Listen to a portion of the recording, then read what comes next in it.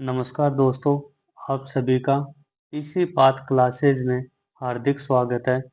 अगर आप 19 जुलाई या 2 अगस्त की RSCIT परीक्षा देने जा रहे हैं, तो आज की यह क्लास नंबर 5 आपके लिए सबसे महत्वपूर्ण क्लासेज में से एक है, क्योंकि इस वीडियो में हम RSCIT परीक्षा के कुल 35 PYQ को आसान भाषा में विस्तार से समझेंगे। दोस्तों, ये केवल प्रश्न नहीं बल्कि ऐसे कॉन्सेप्ट्स हैं जो हर परीक्षा में बार बार पूछे जाते हैं। मेरी आपसे एक छोटी सी रिक्वेस्ट है दोस्तों, इससे पहले हम 4 क्लास कंप्लीट कर चुके हैं। अगर आपने उन क्लासों को अभी तक नहीं देखा है तो उन चारों क्लासों को ज़रूर देखिएगा एग्ज़ाम से पहले, और वीडियो को बीच में बिल्कुल मत छोड़िए, क्योंकि हो सकता है आपकी परीक्षा का अगला प्रश्न इसी वीडियो में हो। और अंत में कमेंट करके ज़रूर बताइए कि 35 में से आपके कितने उत्तर सही हुए। तो चलिए दोस्तों, बिना समय गंवाए शुरू करते हैं आज की सबसे महत्वपूर्ण क्लास। इस क्लास का क्वेश्चन नंबर 1 है, एक्सेल में नई वर्कबुक बनाने के लिए शॉर्टकट कुंजी क्या है।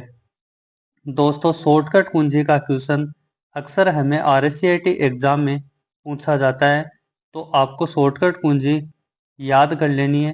ऑप्शन नंबर ए है control N, option number B है control O, option C control S और ऑप्शन डी कंट्रोल P। यहाँ पे अगर बात करें वर्कबुक बनाने के लिए तो कंट्रोल प्लस ए N काम में लेते हैं। नेक्स्ट क्वेश्चन है क्वेश्चन नंबर 2, एक्सेल में काउंट फंक्शन क्या करता है। एक्सेल में काउंट फंक्शन क्या करता है। ऑप्शन ए सभी संख्याओं को जोड़ता है, उन कक्षों की गिनती करता है जिनमें संख्यात्मक मान होते हैं, संख्याओं का औसत निकालता है, या फिर संख्याओं का गुणा करता है। यहाँ पे अगर सही आंसर की बात करें तो ऑप्शन बी सही हो जाएगा। काउंट फंक्शन का काम होता है उन कक्षों की गिनती करता है जिनमें संख्यात्मक मान होते हैं। अगला क्वेश्चन है क्वेश्चन नंबर 3, एक्सेल में पेन्स को फ्रीज कैसे किया जाता है। ऑप्शन ए व्यू टैब पर क्लिक करके फ्रीज पेन्स चुनिए, कंट्रोल प्लस F दबाइए, सेल पर राइट क्लिक करके फ्रीज चुनिए, या फिर इंसर्ट टैब का उपयोग कीजिए। यहाँ पे अगर फ्रीज पेन की बात करें तो ऑप्शन नंबर ए अपना सही हो जाएगा।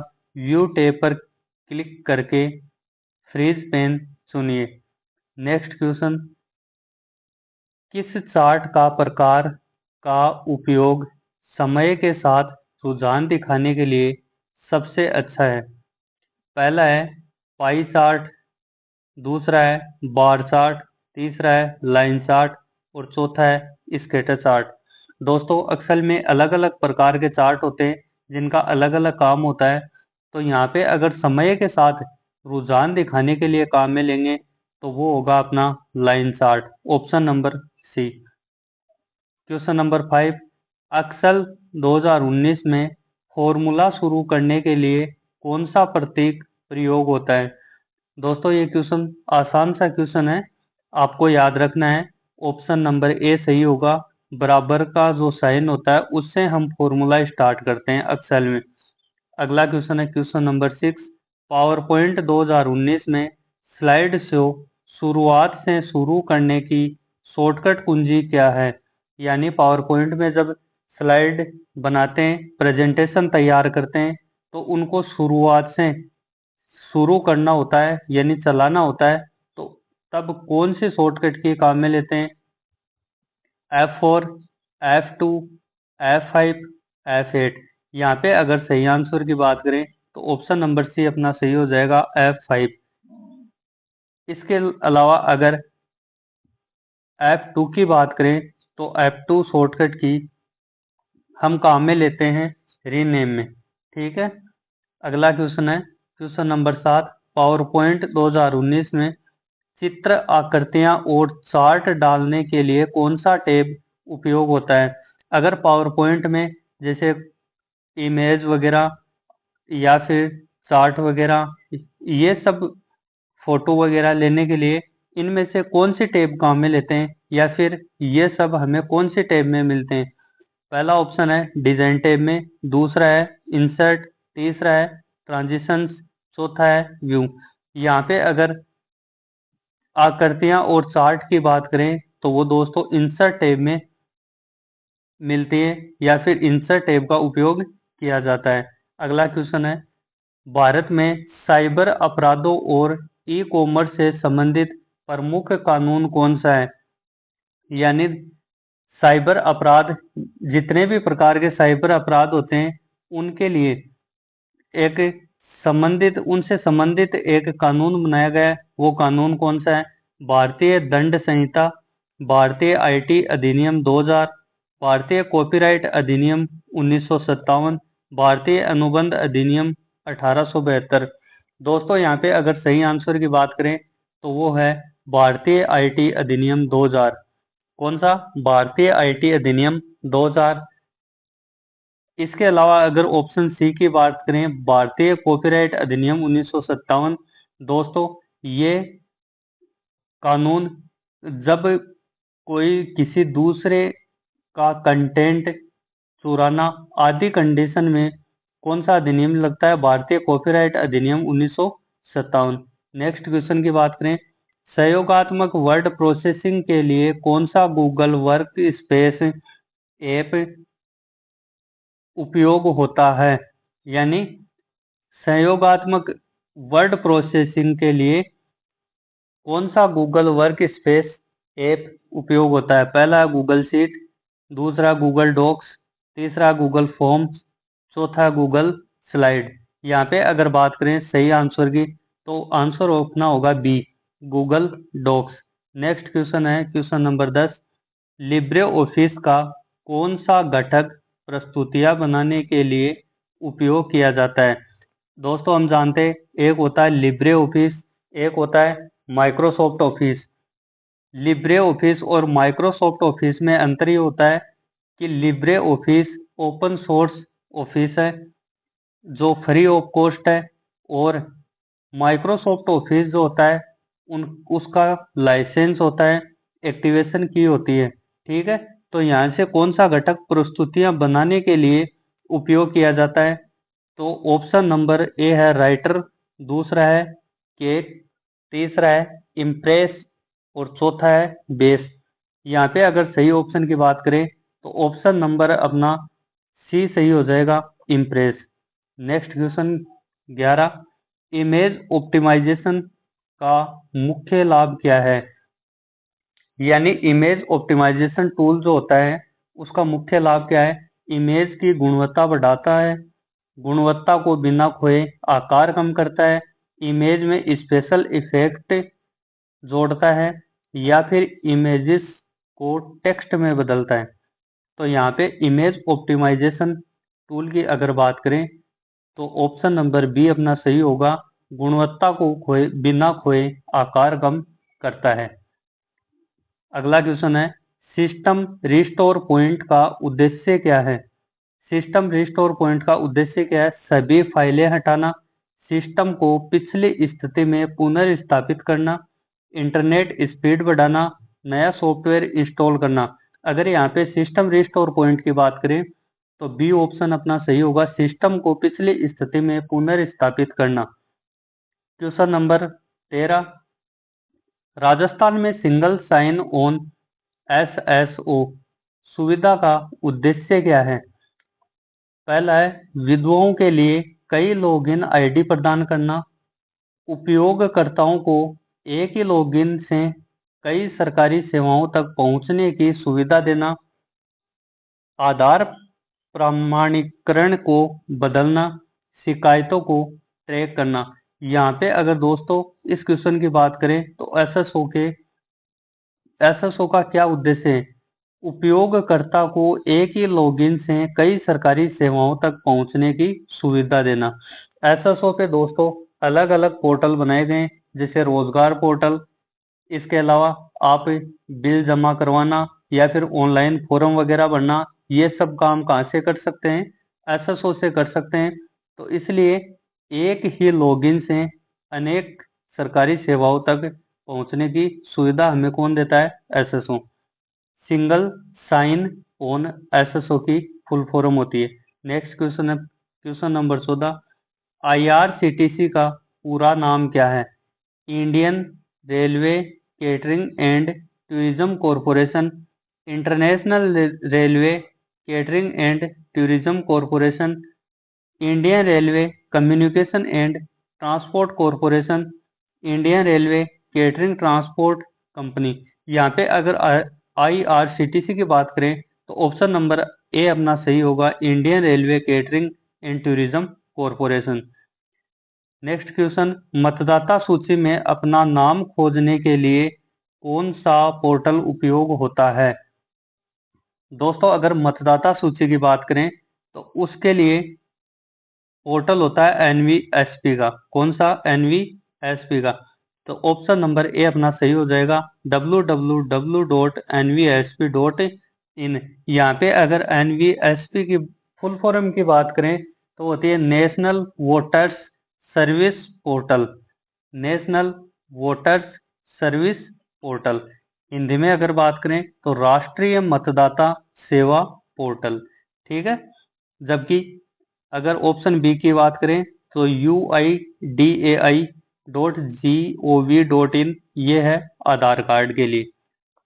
अगला क्वेश्चन है क्वेश्चन नंबर 16। कौन सी योजना प्रति परिवार प्रति वर्ष 5 लाख तक की स्वास्थ्य कवरेज प्रदान करती है? ऑप्शन ए जन आधार योजना, ऑप्शन बी आयुष्मान भारत योजना, ऑप्शन सी भामाशाह योजना, ऑप्शन डी राज्य संपर्क। यहाँ पे अगर बात करें प्रतिवर्ष 5 लाख तक की स्वास्थ्य बीमा योजना की तो वो है आयुष्मान भारत योजना। ठीक है। अगला क्वेश्चन है, राजस्थान में शिकायत दर्ज करने के लिए कौन सा पोर्टल उपयोग किया जाता है? जन सूचना पोर्टल, राजस्थान संपर्क, ई मित्र, राज ई वोल्ट। क्वेश्चन नंबर 17 की अगर बात करें, राजस्थान में शिकायत दर्ज करने के लिए हम कौन सा पोर्टल काम में लेते हैं? तो राजस्थान संपर्क। अगला क्वेश्चन है, ई मार्केटिंग का कारण क्या है? डाक मिल, पोस्ट अभियान, सोशल मीडिया, घर घर बिक्री। अगर हमें ई मार्केटिंग करनी है तो उसका मेन कारण क्या है? Social media. सोशल मीडिया के माध्यम से हम ज़्यादा से ज़्यादा मार्केटिंग कर सकते हैं। अगला क्वेश्चन है 19। कौन सी मेमोरी प्रकार डेटा को बनाए रखने के लिए लगातार रिफ्रेशिंग की आवश्यकता रखती है? यानी ऐसी कौन सी मेमोरी है जो डेटा को बनाए रखने के लिए लगातार अपने आप को रिफ्रेश करती रहती है? S R M, D R M, ROM या फिर कैश मेमोरी। यहाँ पे अगर बात करें क्वेश्चन नंबर 19 की तो इसका आंसर सही होगा B option, D R A M. D R A M की फुल फॉर्म होती है dynamic random access memory. Dynamic random access memory. अगर यहाँ पे एस रैम की बात करें तो वो होती है static random access memory. Static random access memory. और रोम की आप सब जानते हो रीड ओनली मेमोरी। अगला क्वेश्चन नंबर 20। कौन सा प्रिंटर टोनर और एक फोटो सेंसिटिव ड्रम का उपयोग करता है? यानी कौन सा प्रिंटर है इनमें से जो एक फोटो सेंसिटिव ड्रम का उपयोग करता है? पहला ऑप्शन है इंकजेट, दूसरा है डॉट मैट्रिक्स, तीसरा है लेजर और चौथा है थर्मल। यहाँ पे ऑप्शन नंबर सी अपना सही हो जाएगा, लेजर, जिसमें क्या होता है फोटो सेंसिटिव ड्रम। ठीक है। और एक होता है टोनर। ये आधुनिक प्रिंटर है। नेक्स्ट क्वेश्चन की बात करें क्वेश्चन नंबर 21। ऑपरेटिंग सिस्टम की मुख्य भूमिका क्या है? यानी ऑपरेटिंग सिस्टम की मुख्य भूमिका क्या है? हार्डवेयर और सॉफ्टवेयर संसाधनों का प्रबंधन कराना, दस्तावेज बनाना, इंटरनेट से कनेक्ट करना, मल्टीमीडिया फाइल चलाना। यहाँ पे अगर ऑपरेटिंग सिस्टम की बात करें तो हम सब जानते हैं हार्डवेयर और सॉफ्टवेयर संसाधनों का प्रबंधन करता है या फिर आपस में समन्वय करता है। क्वेश्चन नंबर 21 का सही आंसर ऑप्शन नंबर ए हो जाएगा। अगला क्वेश्चन है विंडोज 11 की कौन सी विशेषता कई खुले ऐप्स को अलग अलग डेस्कटॉप में व्यवस्थित करने की सुविधा देती है। यहाँ पे अगर बात करें task view, Cortana, quick launch, system tray, तो अपना ऑप्शन हो जाएगा यहाँ पे ए टास्क व्यू, क्वेश्चन नंबर 22 का। अगला क्वेश्चन है कौन सा इंटरनेट कनेक्शन टेलीफोन लाइनों का उपयोग करता है लेकिन डायल अप की आवश्यकता नहीं होती, यानी इनमें से कौन सा ऐसा उपकरण है जो कनेक्शन टेलीफोन लाइनों का उपयोग तो करता है लेकिन डायल अप की आवश्यकता नहीं होती। पहला है डीएसएल, दूसरा है सैटेलाइट, तीसरा है वाईफाई, चौथा है डायल अप। यहाँ पे अगर सही ऑप्शन की बात करें तो ऑप्शन नंबर ए अपना सही हो जाएगा डीएसएल। डीएसएल की फुल फॉर्म अगर पूछे तो वो होती है डिजिटल सब्सक्राइब लाइन, ठीक है, डिजिटल सब्सक्राइब लाइन। अगला क्वेश्चन है डीएनएस सर्वर का उद्देश्य क्या है। अगर डीएनएस की बात करें तो सबसे पहले इसकी full form domain name system होती है। क्या होती है? Domain name system. यहाँ पे ऑप्शन की बात करें वेबसाइट सामग्री संग्रहित करना, डोमेन नामों को आईपी पतों में बदलना, डेटा को एन्क्रिप्ट करना, ईमेल सेवाओं का प्रबंधन करना। अगर सही ऑप्शन की बात करें तो ऑप्शन नंबर बी सही होगा, डोमेन नामों को आईपी पतों में बदलना। अगला क्वेश्चन है क्वेश्चन नंबर 25, कौन सा टूल वेब को क्रॉल करके सर्च इंजन के लिए पृष्ठों की सूची बनाता है। यानी जब भी हम ब्राउजर में सर्च करने जाते हैं तो वहाँ पे जो पेज खुलता है उसको क्या करता है? क्रॉल करता है और पृष्ठ अलग अलग पृष्ठ देखने को मिलते हैं। तो यहाँ पे इनमें से कौन सा आंसर सही है?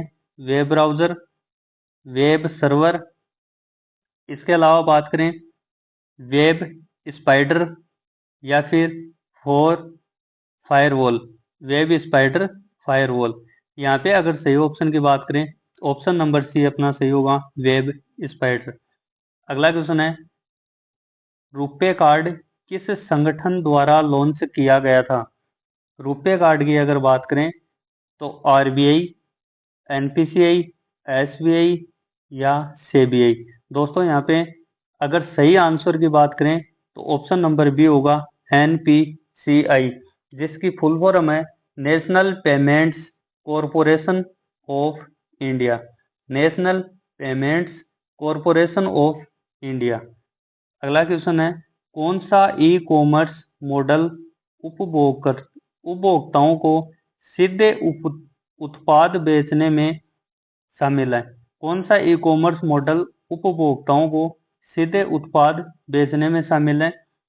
B2B, C2C, जिसकी फुल फॉर्म होती है कंज्यूमर टू कंज्यूमर, B2B की होती है बिजनेस टू बिजनेस, और B2C यानी बिजनेस टू कंज्यूमर, और C2C कंज्यूमर टू बिजनेस। अगर यहाँ पे सही आप आंसर की बात करें तो इनमें से सही आंसर होगा अपना option number C, business to consumer. Next question है राज ई वोल्ट का मुख्य उद्देश्य क्या है।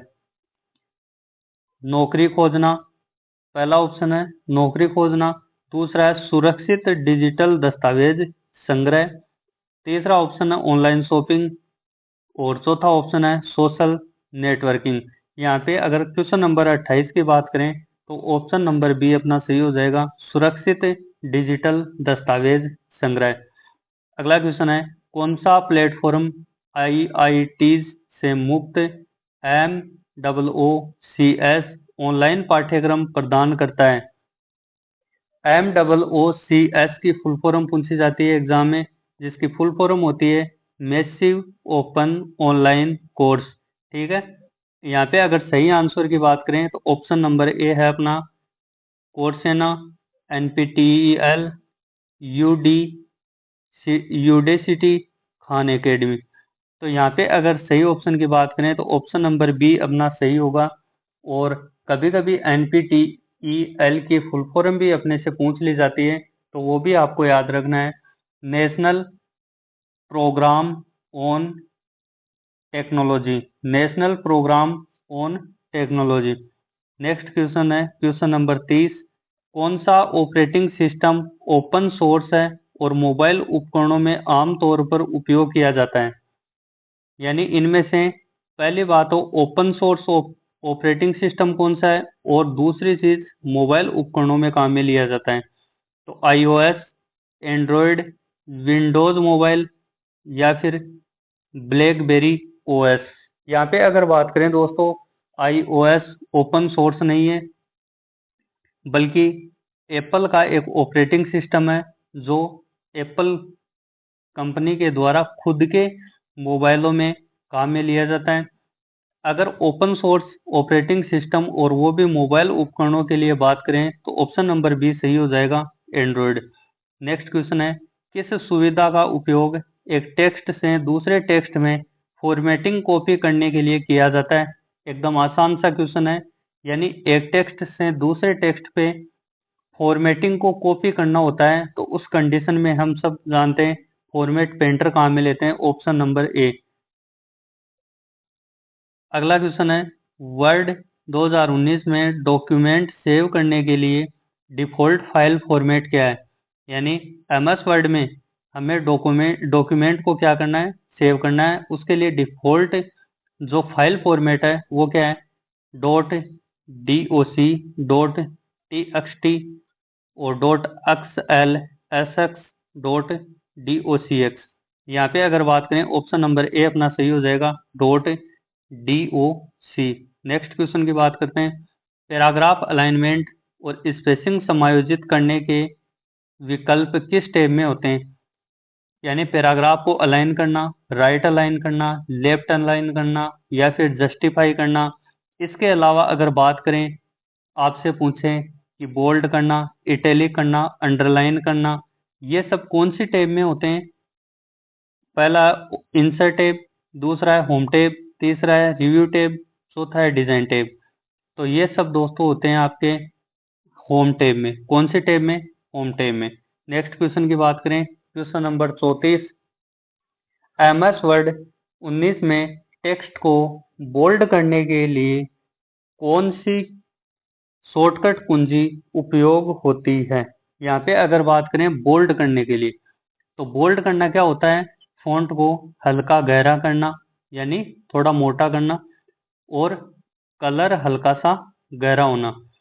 तो MS वर्ड 19 में बोल्ड करने के लिए कौन सी कुंजी होती है? आप जानते हो, ये आसान सा क्वेश्चन है, Ctrl+1, Ctrl+U, Ctrl+V, Ctrl+Z। यहाँ पे अगर बात करें ऑप्शन नंबर सी की, तो वो सही ऑप्शन हो जाएगा क्वेश्चन नंबर 34 के लिए। नेक्स्ट क्वेश्चन है क्वेश्चन नंबर 35 और आज की क्लास का लास्ट क्वेश्चन, पावर पॉइंट 19 में चुनी हुई स्लाइड डुप्लीकेट करने के लिए कौन सी शॉर्टकट कुंजी का उपयोग करते हैं? यानी डुप्लीकेट बनाना है पावर पॉइंट में स्लाइड को, तो कौन सी शॉर्टकट कुंजी काम में लेते हैं? Ctrl+V, Ctrl+D, Ctrl+C और Alt+D। यहाँ पे अगर सही आंसर की बात करें तो आंसर हो जाएगा अपना बी ऑप्शन, Ctrl+D। दोस्तों, ये थे आज की क्लास के इम्पोर्टेंट 35 क्वेश्चन। अगर आपने आज की क्लास 5 पूरी देख ली तो यकीन मानिए आपने RCIT परीक्षा की तैयारी में एक महत्वपूर्ण कदम या मजबूत कदम आगे बढ़ा लिया है। दोस्तों, वीडियो पसंद आया हो तो इसे लाइक करें, अपने दोस्तों के साथ शेयर जरूर करें, और PC पाथ क्लासेस को सब्सक्राइब करना बिल्कुल ना भूलें, क्योंकि नेक्स्ट आने वाली क्लास का नोटिफिकेशन आपको मिलता रहे। दोस्तों, इसी क्रम में हम अगली क्लास लेके आएंगे जिसमें इम्पोर्टेंट 35 क्वेश्चन रहेंगे।